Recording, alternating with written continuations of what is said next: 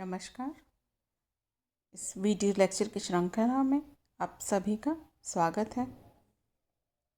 हमारा टॉपिक चल रहा है अमेरिका का स्वतंत्रता संग्राम। इसके बारे में मैं पहले भी चर्चा कर चुकी हूँ। इससे पहले लेक्चर में मैंने आपको बताया था कि अमेरिका का स्वतंत्रता संग्राम, इसके क्या कारण थे, मौलिक कारण क्या थे, ये हम पढ़ चुके हैं। और उसकी ऐतिहासिक पृष्ठभूमि क्या थी, ये भी हम जान चुके हैं। और आज हम इसमें चर्चा करेंगे इसके तात्कालिक कारणों के बारे में। तात्कालिक कारणों के बारे में इससे पहले मैं बता दूं कि इंग्लैंड की नई आर्थिक नीति लागू हुई थी। ग्रेनविल ने कुछ नए एक्ट पास किए थे, जिसमें था शुगर एक्ट, जिसका ध्येय था व्यापार को नियंत्रित किए बिना आय बढ़ाना था। और ये मोलासेस एक्ट का ही संशोधित रूप था। इस एक्ट के अनुसार विदेशी रम का आयात बंद कर दिया गया और सभी स्थानों से आए शीरे पर साधारण कर लगा दिया गया और शराब, रेशम, कॉफ़ी और अनेक विलास सामग्रियों पर भी कर लगा दिया गया। इसके बाद था करेंसी एक्ट, मुद्रा कानून। ये पास किया गया।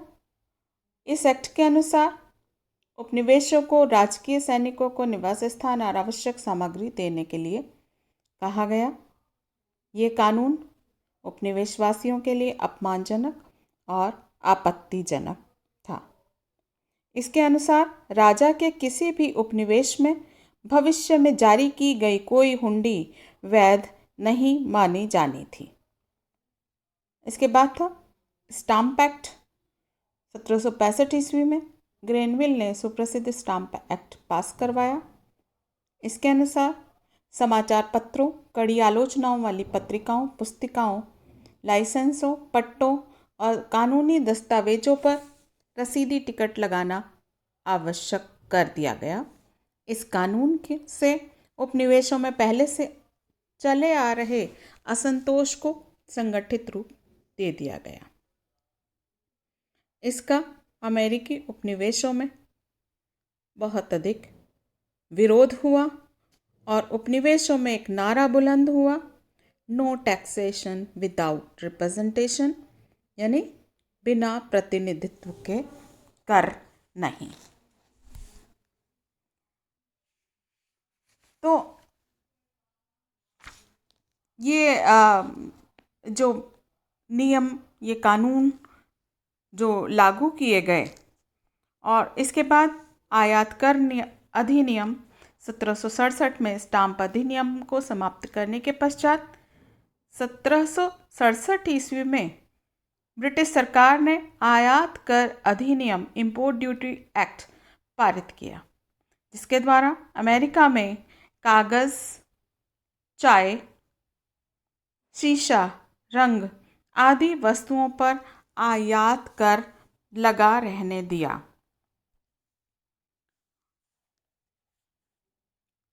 और सरकार ने ये अधिनियम भी अमेरिका वासियों की सहमति के बिना पारित कर दिया था। तो इसका भी सर्वत्र विरोध होने लगा और उपनिवेशवासियों ने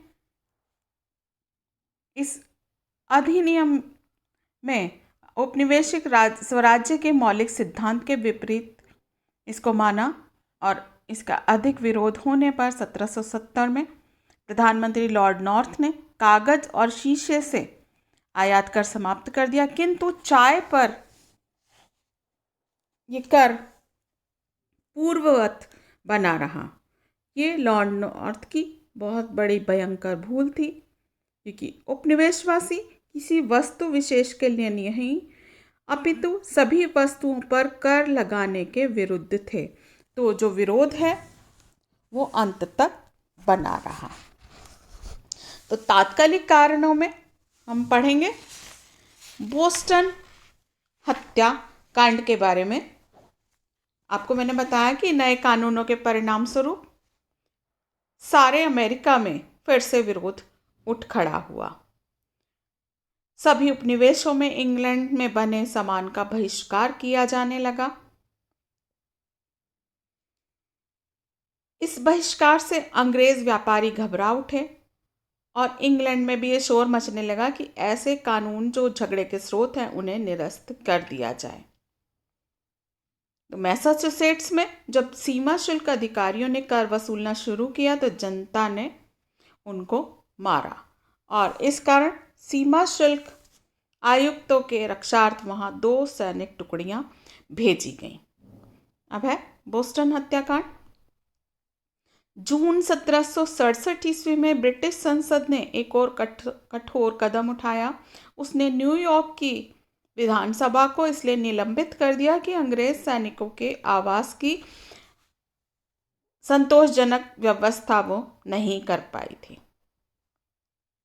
दोनों पक्षों के मध्य असंतोष बढ़ता गया और अंत में 5 मार्च 1770 ईस्वी में एक दिन बोस्टन नगर में 7 अंग्रेज सैनिकों और नगर वासियों के बीच में झगड़ा हो गया। पहले तो ये झगड़ा मार पिटाई चलती रही, लेकिन अंत में ब्रिटिश सिपाही जो थे वो संख्या में कम थे, वो घबरा गए और उन्होंने गोली चला दी। गोली चलाने से 3 अमेरिकी नागरिक मारे गए। तो इस घटना को बोस्टन हत्याकांड के नाम से जाना जाता है और इस अमेरिका और अंग्रेज व्यापारियों के विरोध के सामने ब्रिटिश संसद ने झुकना ही उचित समझा और इस अधिनियम को संशोधित कर दिया। संशोधन के अनुसार चाय के अतिरिक्त अन्य सभी वस्तुओं पर से टाउनशेड शुल्कों को हटा लिया गया और चाय कर भी जॉर्ज तृतीय के विशेष जोर देने पर रखा गया। इससे स्थिति थोड़ी शांत हो गई। इसके बाद हम पढ़ेंगे बोस्टन टी पार्टी, देशभक्तों का आंदोलन इसको कहा गया।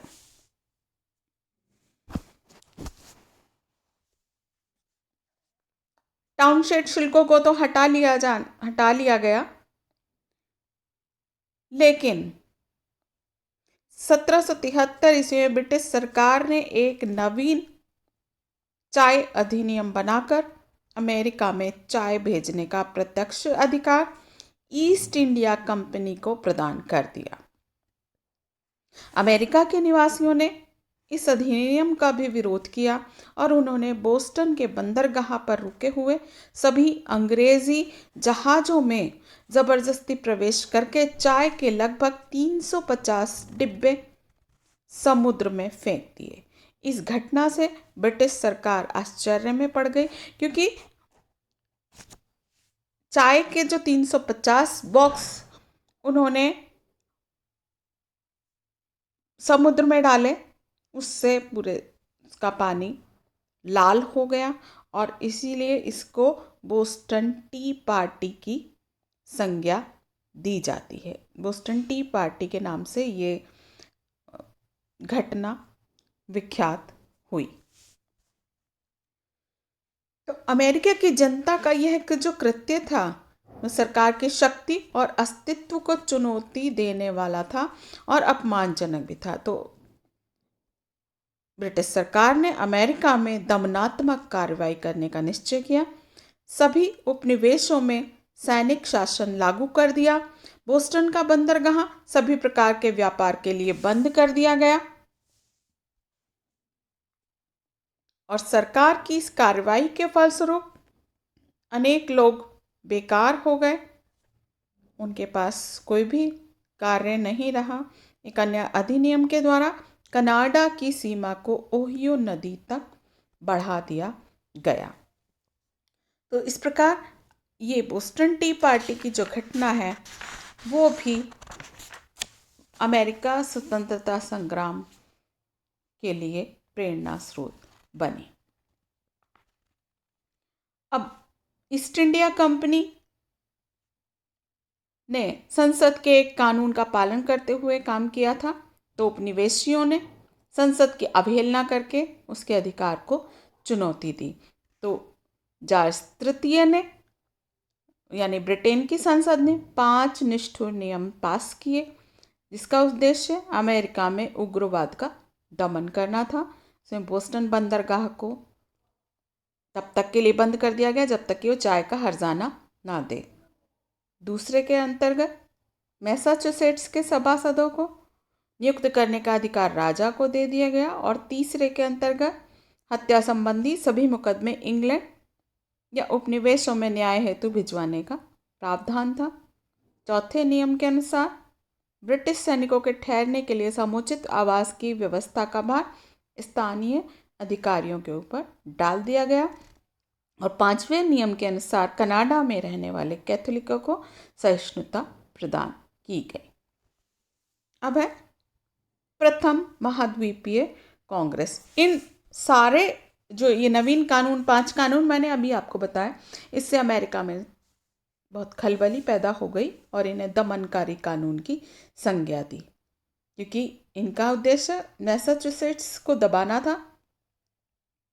तो अब अमेरिकी उपनिवेशों ने एक वर्जीनिया के नागरिकों ने भी सभी उपनिवेशों के प्रतिनिधियों का एक सम्मेलन बुलाने का सुझाव रखा। कहाँ? फिलाडेल्फिया में। और 5 सितंबर 1774 को महाद्वीप की इस प्रथम कांग्रेस का अधिवेशन हुआ, जिसमें जॉर्जिया के अतिरिक्त अन्य सभी उपनिवेश 12 उपनिवेश और थे, उनके उप प्रतिनिधियों ने भाग लिया, जिसमें जॉन एडम्स थे, सैमुअल एडम्स, वर्जीनिया के जॉर्ज वॉशिंगटन, पैट्रिक हेनरी, ये सब उसमें शामिल थे। और इसका उद्देश्य उपनिवेशों की वर्तमान स्थिति पर विचार करना था। इस अधिवेशन के निर्णय के अनुसार एक घोषणा पत्र तैयार करके इंग्लैंड भेजा गया, जिसमें शिकायतों की घोषणा थी। और इसके पश्चात उन्होंने कहा कि अगर ये सफल कुछ गड़बड़ समाप्त न हो तो मई 1775 में एक और सम्मेलन बुलाने का निश्चय किया। हालांकि स्थिति में कोई सुधार नहीं हुआ और तनाव जारी रहा। गोला बारूद का संग्रह किया गया स्वयंसेवकों द्वारा और सैमुअल एडम्स को गिरफ्तार करने की आज्ञा दे दी गई। तो पहला प्रयास जो था वो विफल हुआ। द्वितीय महाद्वीपीय कांग्रेस बुलाई गई। लेक्सिंगटन और कनकॉर्ड की घटनाएं हुई और उससे स्वतंत्रता संघर्ष का बिगुल बज गया और अनिश्चितता में ही 10 मई 1775 को फिलाडेल्फिया में द्वितीय महाद्वीपीय कांग्रेस की बैठक हुई, जिसमें वाद विवाद के बाद एक घोषणा पत्र तैयार किया गया। इस घोषणा के बाद कांग्रेस ने जॉर्ज वॉशिंगटन को अपना प्रधान सेनापति बनाया। दूसरी तरफ जॉर्ज तृतीय और ब्रिटिश संसद ने उपनिवेशों की ओर से की गई प्रार्थनाओं पर कोई ध्यान नहीं दिया और 23 अगस्त 1775 को जॉर्ज तृतीय ने भी एक घोषणा जारी करके अमेरिकी उपनिवेशों को विद्रोही घोषित कर दिया और इस प्रकार से ये संघर्ष का सूत्रपात हो गया। तो ये संघर्ष जो है काफ़ी लंबा चला। 1775 से ये जो संघर्ष है वो 1777 तक और उसके बाद भी 1783 तक ये संघर्ष चला। तो अंत में सारागोटा की लड़ाई हुई और अंतिम जो लड़ाई थी वर्जीनिया में यॉर्कटाउन के स्थान पर हुई थी और उसमें कॉर्नवालिस ने आत्मसमर्पण कर दिया था। तो स्वतंत्रता अमेरिका को प्राप्त हो गई और लास्ट में जब लड़ाइयों के पश्चात पेरिस की संधि हुई और स्वतंत्रता की घोषणा की गई। पेरिस की संधि के अनुसार इंग्लैंड ने अपने भूतपूर्व 13 अमेरिकी उपनिवेशों की स्वाधीनता को मान लिया और उपनिवेशों की स्वतंत्रता और संप्रभुता को स्वीकार कर लिया गया। तो ये टॉपिक हमारा यहीं तक था। अगले लेक्चर में मैं बताऊंगी कि इस अमेरिका के स्वतंत्रता संग्राम में के क्या परिणाम रहे। धन्यवाद।